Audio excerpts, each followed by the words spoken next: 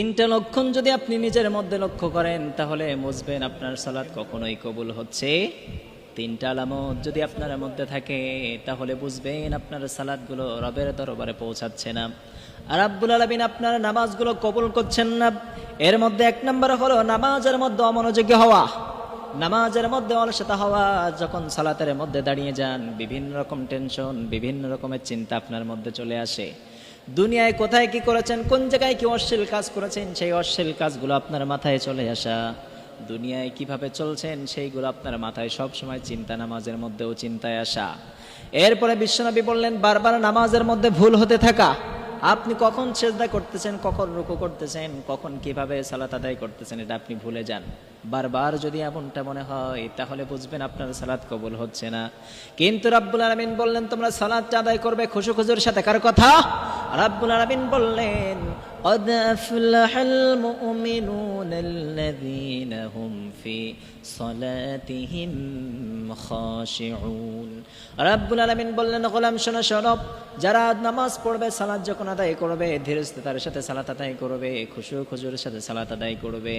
আর যদি সালাতের মধ্যে ধীরস্থিরতা না থাকে, খুশু খুজু না থাকে, তাহলে ওই সালাতকে তার কপালের মধ্যে ফেলে মারা হয়, কপালের মধ্যে তার মুখের মধ্যে ওই নামাজকে ছুড়ে দেওয়া হয়। এজন্য আপনার নামাজ কবুল হচ্ছে কিনা আপনি নিজেই উপলব্ধি করতে পারবেন। নামাজের মধ্যে আপনি যতই দাঁড়ান না কেন, নামাজের মধ্যে মনোযোগী না হলে ওই নামাজ কবুল হবে না। নামাজের মধ্যে যদি বিভিন্ন রকমের টেনশন চলে আসে, বিভিন্ন রকমের চিন্তা চলে আসে, নামাজের মধ্যে বারবার ভুল হতে থাকে, তাহলে মনে করবেন আপনার সালাতগুলো কবুল হচ্ছে না। দ্বিতীয় নম্বরে বিশ্বনবী বললেন যে ব্যক্তি সালাত আদায় করে কিন্তু অন্যায় কাজ ছাড়তে পারে, সালাত আদায় করে আবার ঘুষ খায়, সালাত আদায় করে আবার সুদের সাথে ব্যবসা করে, সালাত আদায় করে আবার অন্যায় কাজে লিপ্ত হয়ে যায়। আবার রাব্বুল আলামিন বললেন ইন্নাস সালাতা তানহা আনিল ফাহশাই ওয়াল মুনকার। রাব্বুল আলামিন বললেন গোলাম শোনো শোনো, নামাজ সমস্ত অশ্লীল কাজ থেকে বিরত রাখে, কিন্তু আপনি সালাত আদায় করেন অন্যায় কাজে লিপ্ত হয়ে যান, আপনি সালাত আদায় করেন বিভিন্ন অপপ্রচারের সাথে লিপ্ত আছেন।